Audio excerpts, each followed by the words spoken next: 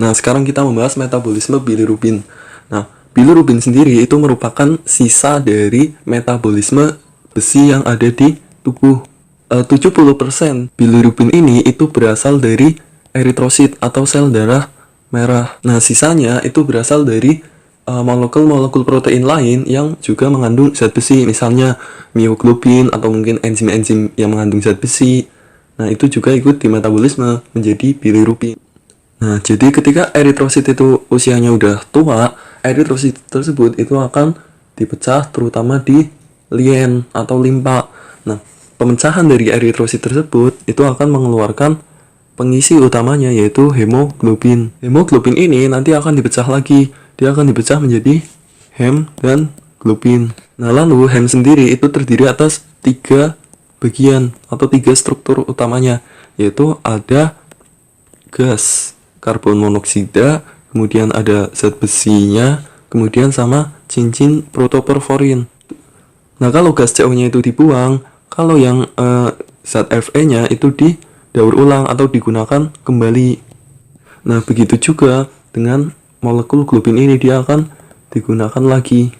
Nah, porfirin ini atau bisa juga disebut biliverdin, dia nanti akan menjadi bakal dari bilirubin. Nah, siapa yang memecah heme menjadi molekul-molekul CO, Fe, dan porfirin atau biliverdin, yaitu heme oksigenase. Nah, proses ini sebagian besar terjadi di lien. Kemudian biliverdin ini nantinya dia akan dirubah menjadi bilirubin indirect. Nah, yang merubah biliverdin menjadi bilirubin indirect yaitu enzim biliverdin reduktase. Nah, keseluruhan proses ini itu terjadi di lien. Kemudian bilirubin indirect ini dia harus bawa menuju ke hepar. Nah, tetapi karena bilirubin indirect ini bersifat tidak larut air, maka dia harus dibawa oleh protein untuk melewati pembuluh darah. Nah, protein yang membawa bilirubin indirect agar bisa menyelami darah yang ada di pembuluh darah, dia dibawa oleh albumin. Nah, setelah sampai ke sel-sel di hepar melalui sistem pembuluh porta ini, dia harus melepas albumin sehingga dia sendirian masuk ke sel hepar. Nah, untuk diekskresikan menuju ke usus, bilirubin indirect ini harus bersifat larut air terlebih dahulu. Nah, sel hepatosit ini dia akan menjadikan bilirubin indirect menjadi larut air dengan cara sel hepatosit akan menambahkan asam glukuronat, kemudian dia dibantu dengan enzim glukuronil transferase. Nah, dia akan berubah menjadi bilirubin terkonjugasi atau bilirubin direct. Jadi si glukuronil transferase ini dia membantu agar bilirubin indirect berpasangan dengan asam glukuronat. Nah, ketika dia sudah bersatu, maka dia akan berubah menjadi bilirubin direct atau bilirubin terkonjugasi, yang mana dia sudah bersifat larut air. Nah, setelah dia itu bersifat larut air, bilirubin direct ini dia siap untuk diekskresikan menuju ke duodenum melalui ductus-ductusnya. Nah, setelah bilirubin direct ini dia sampai di lumen usus, pada lumen usus besar atau kolon, di situ kan terdapat banyak sekali bakteri. Nah, bakteri-bakteri ini dia akan mengeluarkan enzim yang namanya enzim beta-glukuronidase. Nah, enzim beta-glukuronidase yang dikeluarkan oleh bakteri-bakteri di usus ini, dia akan merubah bilirubin direct menjadi urobilinogen. Kemudian, urobilinogen ini nantinya juga dia akan dioksidasi oleh flora-flora normal yang ada di usus menjadi sterikobilin. Nah, sedangkan sisanya ada juga sebagian kecil yang direabsorpsi dan dia akan kembali ke vena porta, kemudian dia akan dibawa kembali menuju ke hepar, kemudian dia akan diekskresikan kembali gitu. Nah, tetapi ada juga yang dia tidak absorpsi, tetapi dia tidak dibawa ke hepar, tetapi dia akan keluar melalui urin. Nah, biasanya jika kadar bilirubin tersebut itu terlalu banyak, maka kadar bilirubin pada urin juga akan meningkat.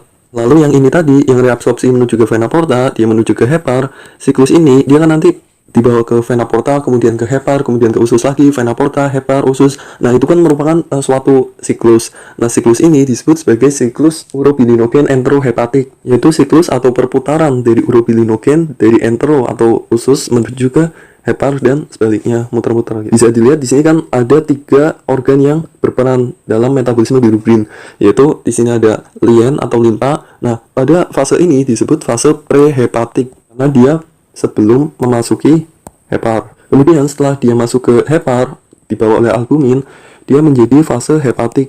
Nah, setelah dikeluarkan dari hepar, ini namanya fase pasca hepatik atau post hepatik.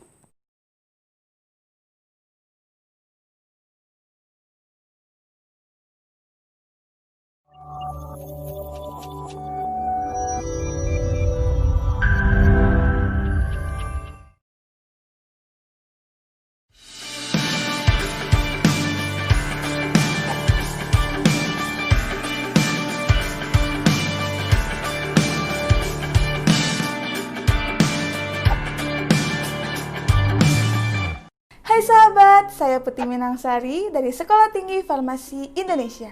Di video kali ini kita akan mempelajari tentang pengujian SGPT dan SGOT. Nah, untuk alat yang digunakan ada mikropipet, blue tip, yellow tip, kuvet, tabung reaksi, dan spektrofotometer. Untuk bahannya ada GPT reagen 1 yang berisi tris pH 7,5, L-alanin, dan LDH. Ada GPT reagen 2 yang berisi 2-oksoglutarat dan NADH. Ada GOT reagen 1 yang berisi tris pH 7,8, L-aspartat, MDH, dan LDH. GOT reagen 2 yang berisi 2-oksoglutarat dan NADH. Serta ada serum dan etanol.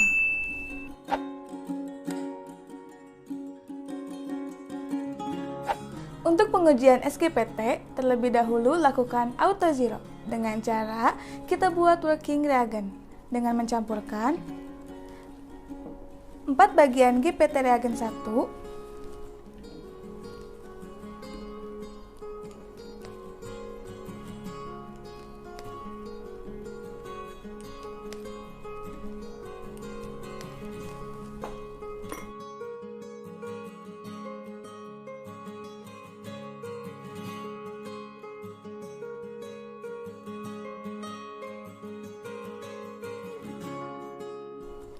dengan 1 bagian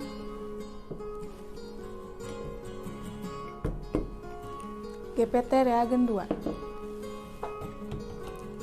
Lalu homogenkan.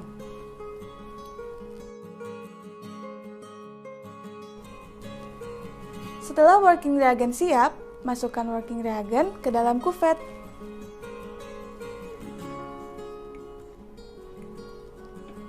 Kemudian, masukkan ke dalam spektrofotometer yang telah disetting pada panjang gelombang 340 nanometer.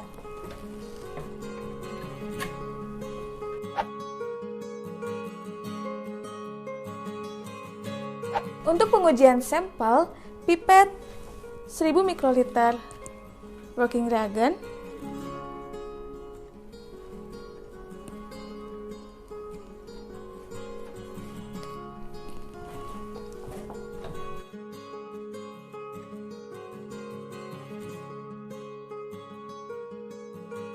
lalu tambahkan 200 mikroliter serum.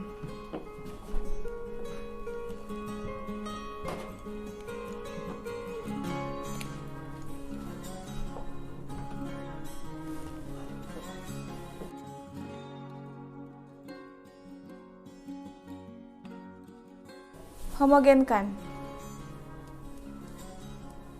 Inkubasi selama 1 menit pada suhu 25 derajat Celcius. Lalu, ukur absorbansi pada menit ke-1, 2, dan 3.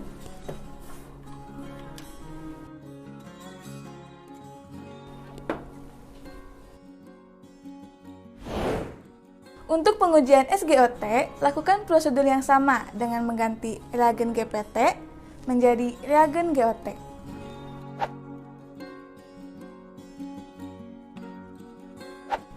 Untuk perhitungan GPT dengan satuan unit per liter, kita menggunakan rumus delta A dibagi menit dikali faktor, di mana delta A per menit adalah selisih absorbansi sampel pada menit 1, 2, dan 3. Sedangkan faktor adalah nilai yang sudah ditetapkan pada pengukuran dengan suhu dan panjang gelombang tertentu. Misalkan,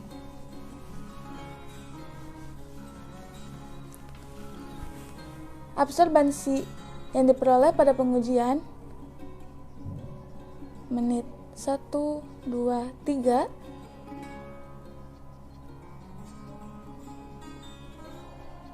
menghasilkan absorbansi 0,248, yang kedua 0,264, yang ketiga 0,282.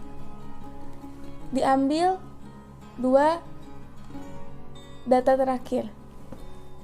Jadi absorbansi yang ketiga dikurangi absorbansi kedua.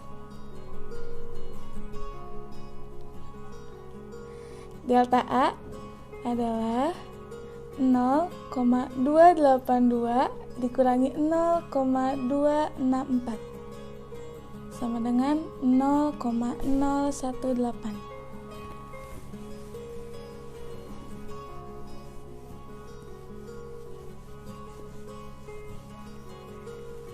Lalu masukkan ke rumus yang sebelumnya.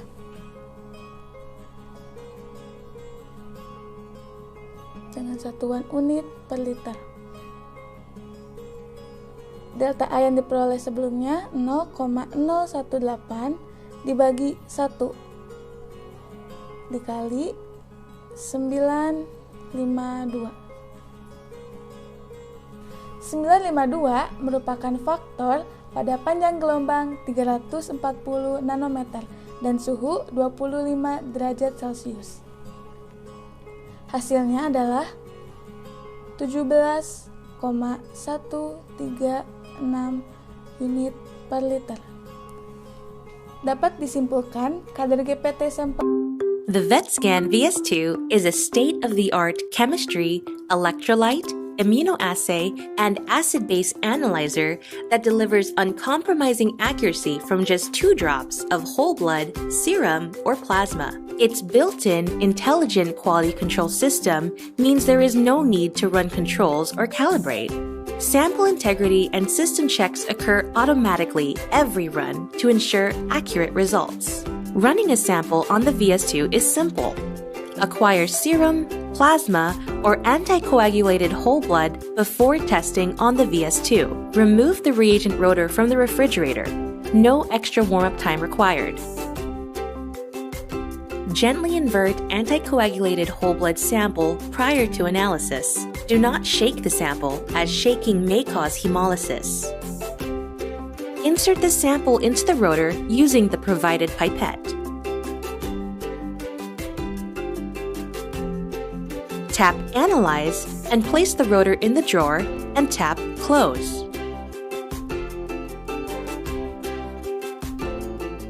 Select the species, enter the patient ID, and tap Done.